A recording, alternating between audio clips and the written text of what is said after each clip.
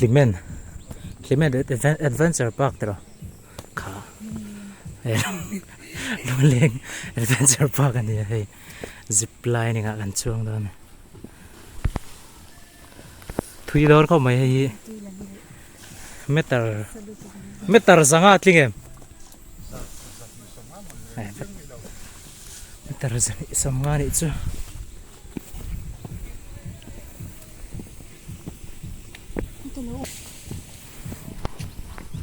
đây thì lăng tị nè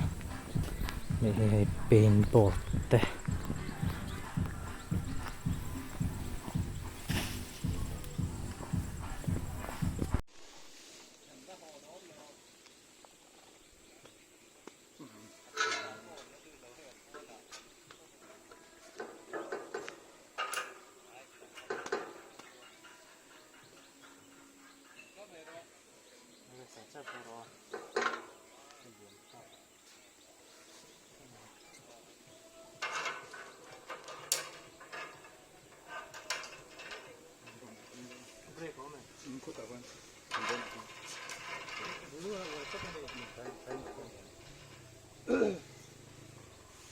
còn áo chế thay thế đó nha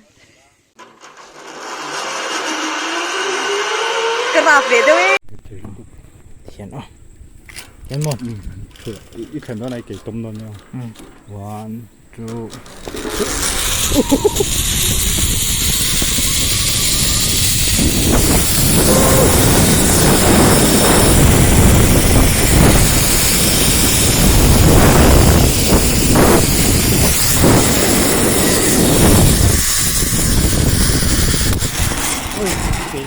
nó lồ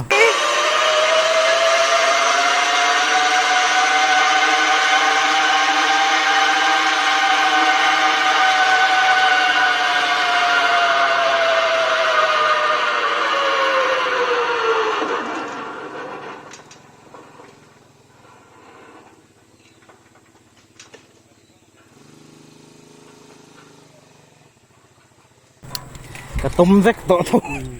các cái mô là đâu dùng thế cái này ha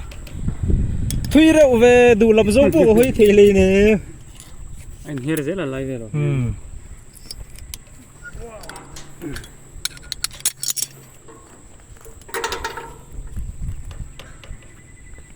đến về trễ mà này mà sẽ là hơi khảo mà nó gọi cho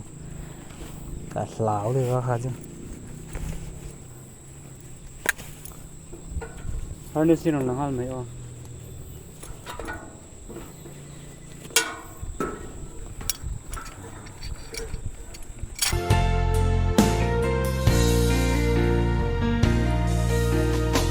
Sơi gió khóc bụi làm hay đóa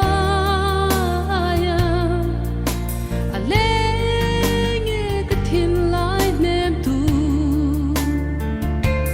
à sắc mê môi lệ an cái nem điai à chạm rèn thiên lai la hiang anh sơi gió khóc bụi làm hay đóa lê nghe cái thiên lai đêm tu à sắc mê môi lệ an cái nền điai à chạm rèn thiên lai la hiang in trên gió khát đi lấy đi